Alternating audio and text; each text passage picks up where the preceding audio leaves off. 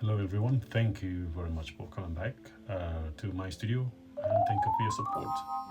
And to those new, thank you for stopping by. And to support these channels, don't forget to click the subscribe button so we can carry on to share the drawing techniques. In this video, I'd like to share with you how to draw on an existing drawing to make sure that drawing that added into this existing drawing to be in sync or in harmony with the existing drawing, to be embedded to be part of the drawing, if you like. To do that, what I usually do, going back to the very basic technique, which is to find the proximity of the perspective using perspective techniques, which is looking at the vanishing point. To find the vanishing point, it is important to find the angle of the using the existing drawing in the picture, as I'm doing now.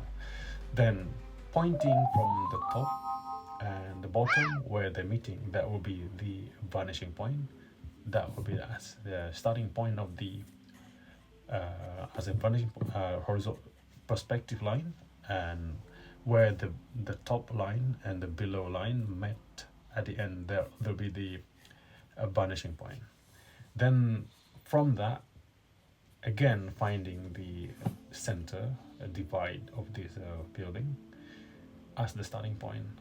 From that line as a to begin with as a setting, then I continue with adding the drawings based on these perspective lines, perspective setting. In this case, what I'm going to do is I'm going to draw exactly identical of the new buildings to match the existing drawing. So the point of this exercise is to draw new drawings into the existing drawings. And in this case, I'm drawing buildings, more of a vernacular building, vernacular architecture, if you like, so that it embedded as if it's part of this existing drawing. Because in the real practices, in the real world, there are numbers of projects that based on the existing drawings, and from my experience, the numbers of designers or architects out there quite struggle to draw where to start when it comes to the existing drawings. Using sketches, and this is the way to do it. And of course, this drawing is starting with lines and also rendering. The three things that I like to share here is the how to draw on the existing drawing, at the same time how to make the new drawing to match, to be embedded with the existing drawings.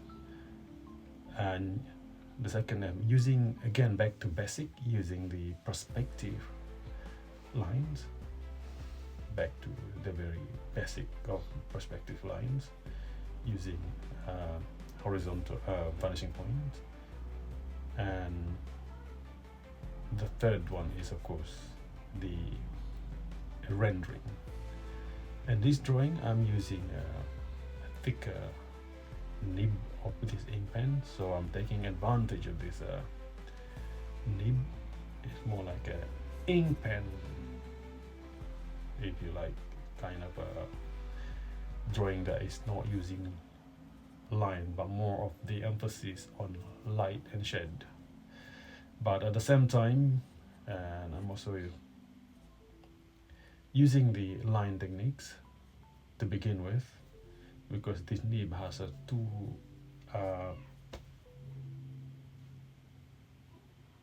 it's not round shape, it's more kind of rectangle, like if I draw in horizontal, kind of drawing a fine line, and if I do horizontal, it becomes kind of a thick line.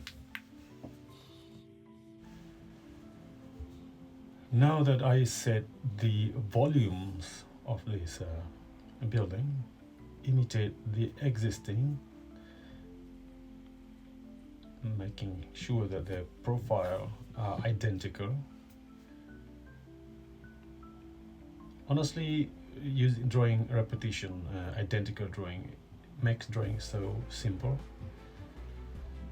Again, as I said before, the essence of this exercise is to draw on the existing drawing. And the next one is I'm going to add more of a profiling, detailed profiling of this building.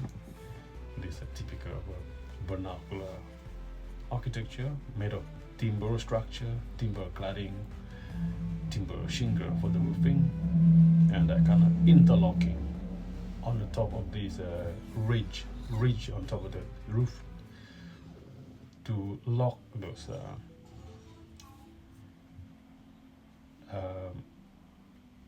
shingle.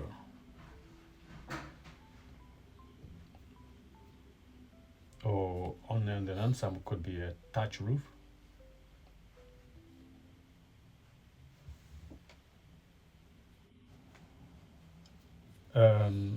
Before I add the line detail on the building facade, the cladding, also I'm going to add more detail on this gable roof first. This is a very typical of a steep gable roof.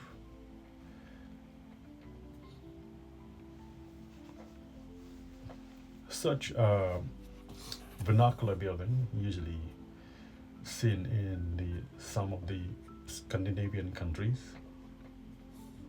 or the Viking, if you like, or some fishing village in Japan, with such architecture, vernacular architecture, and with these kind of vertical high rises. But of course, at the same time, I like to add a bit of my own twist into it for the sake of drawing exercise to those who are interested in architecture drawings. This is not futuristic architecture design or drawings. This is more of the fundamental of drawing, utilizing the understanding of vernacular and traditional architecture made of timber, purely timber structure, cladding, things, that material that were made available in some countries like us, Scandinavian countries, any kind of countries with lots of forests, wood, that were made available. And having said that, that actually clicked my mind actually to share here. You know, in the modern today's generation, we, based on the historical, the evidence, the profound evidence that we like to believe, the evidence of civilization, the ancient civilization, are based on the profound evidence of the architecture from the past that were made of stone, such as the Great Giza pyramid in Egypt, some of the Nubian pyramids in northeast Africa. But I beg to differ as such, because it clearly, those buildings that were made of stone, which for sure will last eternally, will last for as long as the human existence, simply because they were the only material available in the desert. That doesn't mean that, to me, there were no ancient civilization or early civilization in the equatorial countries, such as Asia, Japan, China, that would last for like 1,000, 5,000, 6,000 years. This is simply because they have a strong evidence that such countries, such as Scandinavia, they're using pine trees, wood, they're made of wood material, they're made of wood structures, wood cladding. Naturally, building that made of wood wouldn't last for thousands of years. That would last for maybe 100 years if it was made of, a building were made of oak trees. Pine trees, if they're exposed to nature, to the elements, maybe last for 30 years the most. And unlike stone, rock, that will last for as long as the human existence.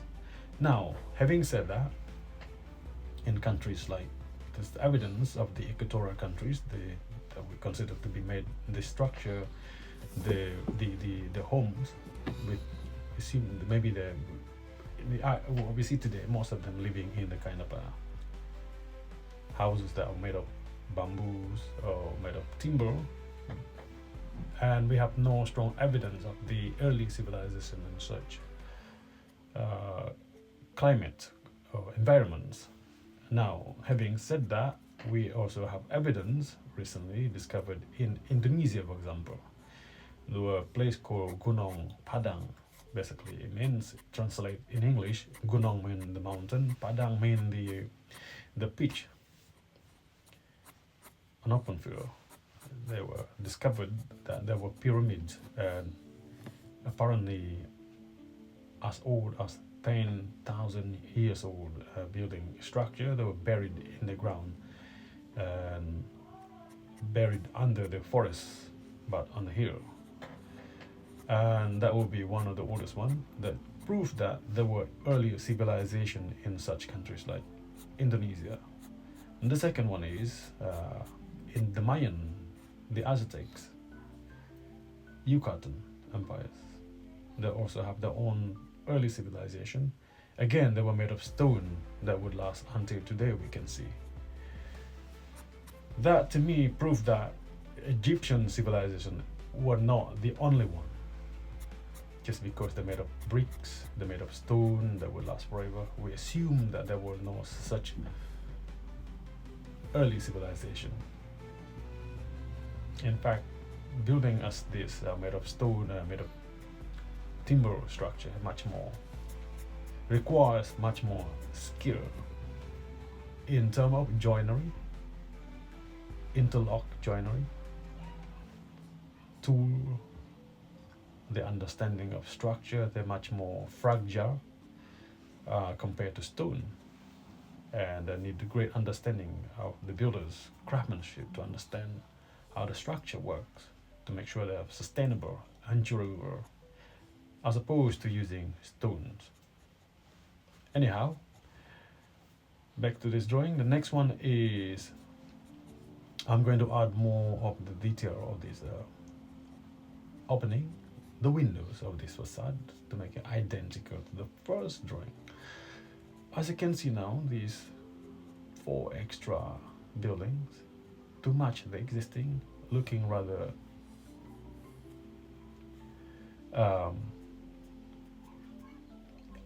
in harmony with the existing and embedded very well.